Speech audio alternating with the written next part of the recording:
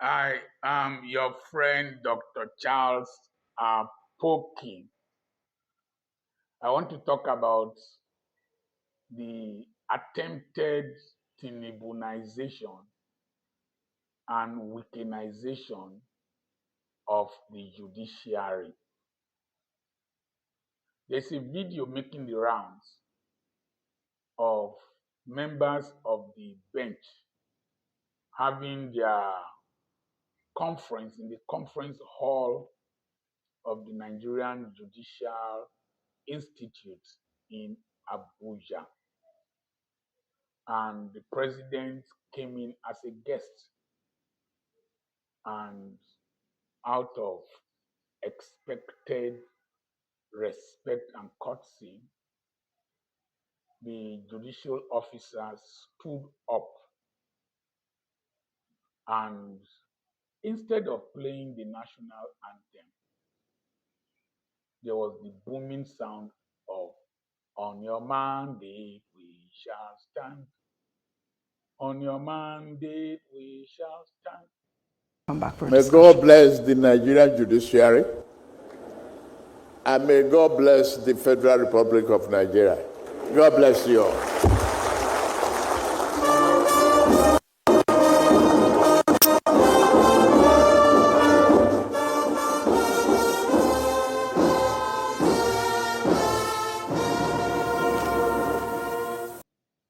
I watched the video carefully. I noticed that a great percentage of the judicial officers, that's the judges and justices, did not sing. Fair, I watched it with my lawyer. They were not singing. It's possible that a few sycophants in front and psychopaths will have sung along. But a great percentage of them that we saw did not sing. Simple questions. There are three arms of the executive of governance in the American presidential system that we have copied. Number one, we are not operating a monarchy. We are operating a democracy that is a republic, and we don't have a king.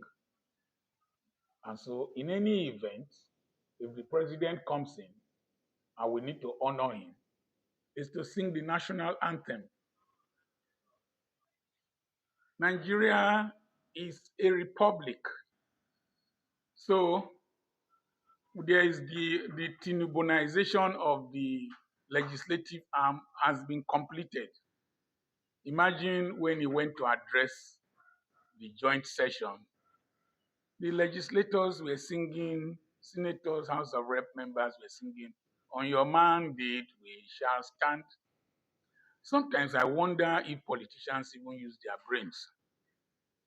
You were elected before the presidential elections took place. State houses of assembly, houses of rep members, House of Rep members, and senators were elected before the president. The presidential election was the last election. So you had your own mandates from your own constituencies. So why are you standing on the mandate of the president? So if the president is voted out, you too should be voted out. It's just the dummy nature and psychophancy of Nigerian and African politicians in general, because it's their pockets that they're interested in. Now, let's go to the state executives. A great percentage of the executive governors have been Tinubunized. I'm sure they'll soon be singing, "On his mandate, on your mandate, we shall stand." Now the judiciary is the other arm of government. It's not inferior to the president or to the executive arm. After all, the mandate he is standing on, it is the judiciary that gave it to him. Because if the Supreme Court judges had said that he lost the election, he wouldn't be there. If they had insisted that he didn't have two-thirds of the votes in Abuja, which is mandatory for him to be sworn in as president, he wouldn't be there. So, whose mandate is the president really standing on? It is the mandate of the judiciary that the president is standing on, not the judiciary standing on the mandate of the president. President Tinubu's emergence his authority flowed from the declaration of the judiciary. So the judiciary should not be cajoled to start singing on your mandate, we shall stand. Fair on most of them didn't sing. But you see, music is so powerful that when you keep hearing it and hearing it, it enters your subconscious. And I was listening to a research today on 25 attitudes of human psychology. They said that about 90% of the things you do them subconsciously.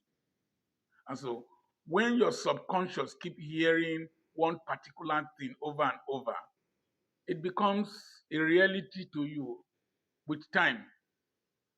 I also listened today that your mind can be so worked on that you can accept a crime that you did not commit. So you can also accept a position that you are not supposed to accept. When you keep hearing on your mandate, we shall stand. And research has shown that if you listen to something for 21 days, the likelihood is that the thing will affect your subconscious is very high.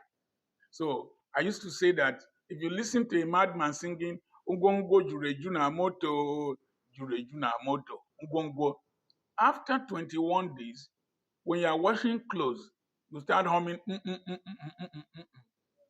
I will not be surprised if justices, judges will leave that conference humming as they are driving home. So now, questions we need to answer. Who introduced that music? Let me try and answer. Number one, the people organizing that conference, which is the judiciary, would have gotten somebody to handle their media and their public address system. So, is it one of them who is a sycophant that introduced that song that it should be played when the president comes in? Or a member of the team of the president came with that suggestion and gave whatever, is it a CD or whatever, to play, or a flash drive? Whoever did that is very, very ignorant of the presidential system of governance. And if the president were to be somebody who is not intoxicated by this psychophancy, he could have told them to stop the music. I've seen somewhere where he made like this at one time before now. He could have told them to stop the music. And if he was going to give a lecture about integrity, integrity is not only not accepting bribes or perverting justice. Integrity, when you say the integrity has been compromised, the initial structure, purpose, functionality, intention, when it is corrupted, then the integrity is lost. So, for the judges to be singing on your mandate, we shall stand, and he is there and he didn't utter anything, it's wrong.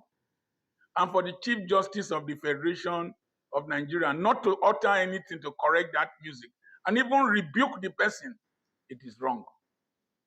So we are living in a situation where there is a gradual Tinubunisation of the judiciary. Let me come to the Wikenisation of the judiciary. These three, the legislative arm, the executive arm, and the judicial arm of governance. The judicial arm of governance has been pauperized, intimidated, and they are now giving them peanuts to buy their favors. And during Buhari, they were intimidated. Remember the Onogen saga? Intimidated. Their houses were broken into, some of them humiliated, as if the person intimidating them was better than them, as if they had concrete evidence against them. After all, Nogen was proven not to be what was intended, it was the picture they wanted to paint. And so, you now buy cars for judges, you build houses for them, so that's Wike's front, so that the people will remain subservient and grateful to you. If there was a special budget for the judiciary that the National Judicial Council or any administrative body manages independently of the executive, it should be approved by the Senate and the House of Representatives. They will build their houses, they will buy their cars, just like the executive arm. So we are gradually entering a situation of Tinubunisation and Wikenisation of state institutions. And when that is complete, it will lead to a one-party state, tyranny, and will become one of those former Russian states, Kyrgyzstan or one of them, or even Hungary with their overbearing presidents and any other banana republic.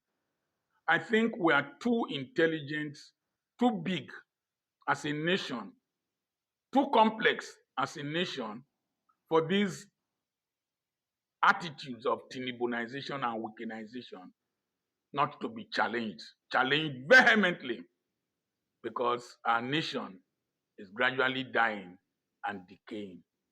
I am Dr. Charles Apoki. God bless you.